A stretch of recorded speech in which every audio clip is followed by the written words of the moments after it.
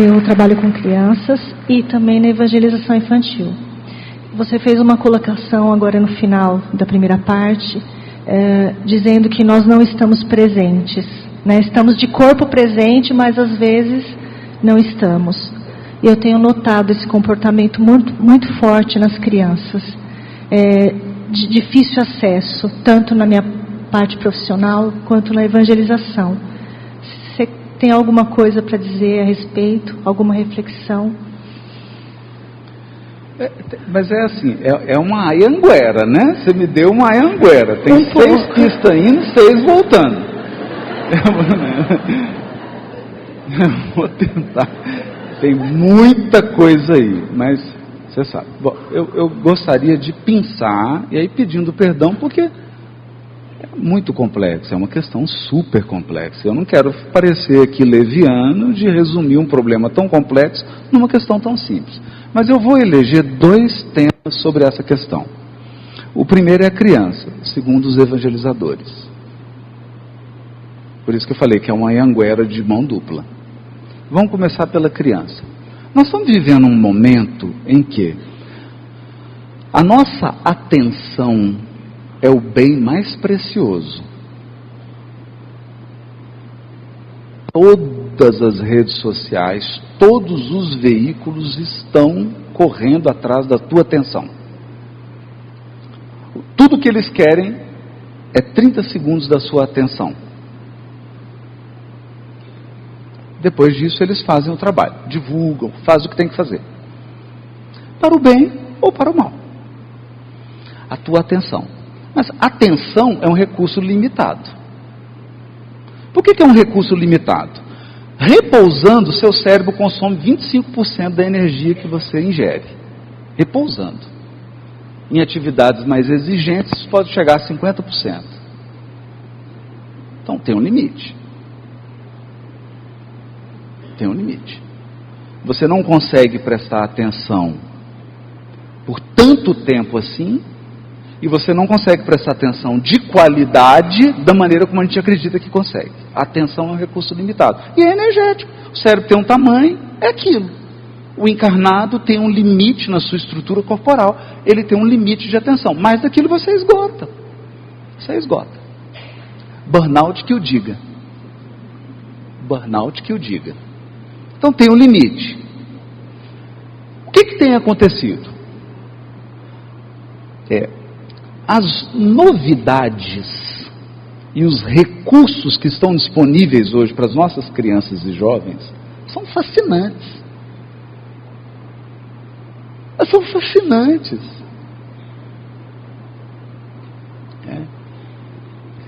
São fascinantes por quê? Com o celular, eu tenho acesso a um astro do K-pop. Tô bonito, filho adolescente. Um astro do K-pop que nunca lançou nenhum disco. Ele só tem vídeo no YouTube com 10 mil visualizações. Ele, perceberam? Tem acesso a um mundo de coisas. E conteúdos que são muito legais do ponto de vista do formato. O formato é muito gostoso. O formato é muito bom. Eu vejo lá os youtubers dos meus filhos, os caras que comentam jogo. É divertidíssimo. Você ri do início ao fim. Então eles aprenderam a falar a linguagem dessa geração, dessa turma. E usar de recursos que são geniais. São incríveis, incríveis, incríveis. Aí eles vêm para a evangelização. Que é incrível. A evangelização é maravilhoso. Vai tocar em questões da alma. Mas o nosso modelo de evangelização, de palestra, o nosso modelo de ensino é um modelo de século XVIII. Né? Aquele modelo do século XVIII. Põe nas cadeirinhas. Uma pessoa fica na frente. Ou no máximo, às vezes, faz um círculo. Né? E aí, a gente está usando ChatGPT na evangelização? Não. A gente está usando metaverso? Não. Realidade aumentada? Videogame? Então, um desafio para o evangelizador. Porque ele tem que pegar um conteúdo que é muito denso, que é muito sofisticado, que é um pensamento sobre imortalidade, sobre destino, e colocar isso apenas em palavra. E não pode nem ser engraçado, né? Em alguns casos não pode. Isso que eu fiz aqui hoje, não faça em casa, né? Não pode. Então é muito desafiador, né? Então tem de um lado o exagero da criança e do adolescente que está sobreexposto, que está muito viciado nessa estimulação excessiva? Tem. Mas será que nós estamos tão atrativos assim, né? Será que está tão gostosa assim a nossa evangelização, né? Eu falei que outro dia foi incrível, né? Chegou uma senhora assim na fila, ela falou assim: Haroldo, tenho que te agradecer demais. Depois das suas palestras, eu não tomo mais remédio para dormir.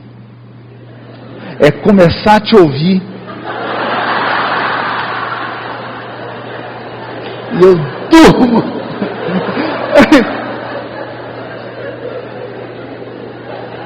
Eu estou até hoje em dúvida se era um elogio ou uma crítica.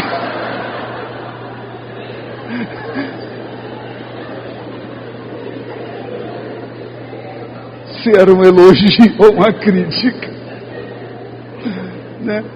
Poxa, mas só da pessoa não está precisando mais tomar o remédio, né? Já valeu, né? Não, é porque é sua voz, é o seu tom de voz. Você imagina, né? A pessoa coloca lá, eu, boa noite, não sei o quê.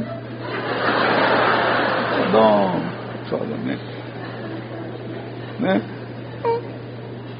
Eu acho que a gente precisa, essas duas coisas, precisa trazer um pouquinho, precisa proporcionar para essa geração um pouco de higiene tecnológica, eu acho isso importante, conjugar, porque não tem como tirar, né? Então eu acredito no modelo híbrido,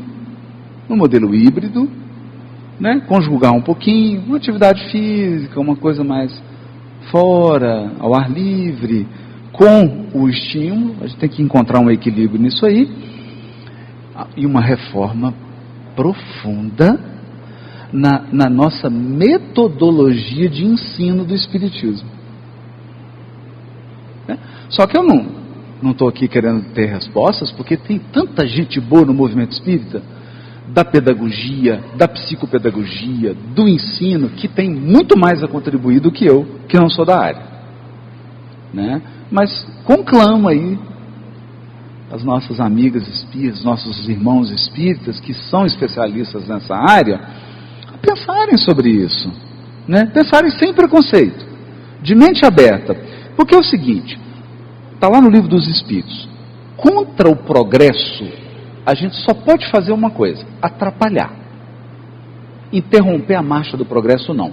Os Espíritos dizem assim: os homens não podem interromper a marcha do progresso, eles só podem atrapalhar. Então a gente cria um embaraço, mas esse progresso é inevitável. Ele chegou para ficar, não tem jeito, nós vamos ter que incorporar e encontrar uma maneira adaptativa, saudável e inteligente de lidar com esses recursos. Que os espíritos já tinham. 1940, década de 40, nosso lar, o governador transmitia a oração por live. Era uma live. Gente, eu encontrei com a irmã do Chico, foi 3 anos antes dela desencarnar, lá em Pedro Leopoldo. E ela falou assim: o Chico falava umas coisas esquisitas, a gente ficava com medo.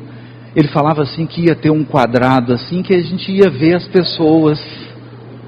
Olha isso. Aí veio a televisão. E um dia ele falou com a gente que um dia o Espiritismo ia chegar nas casas através dos telhados. Incrível, né? Então é o progresso. A gente tem que... porque não consegue. Mas veja, não é um desafio pequeno. As escolas estão enfrentando esse desafio também. Agora com o ChatGPT, inteligência artificial, realidade aumentada, as universidades vão enfrentar esse desafio.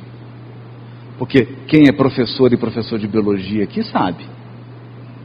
Aí você vai dar aula de DNA com um giz na mão, com um pincel, aí você vai desenhar a molécula de DNA, aí chega um menino com óculos de metaverso falando, professor, eu estou vendo a molécula.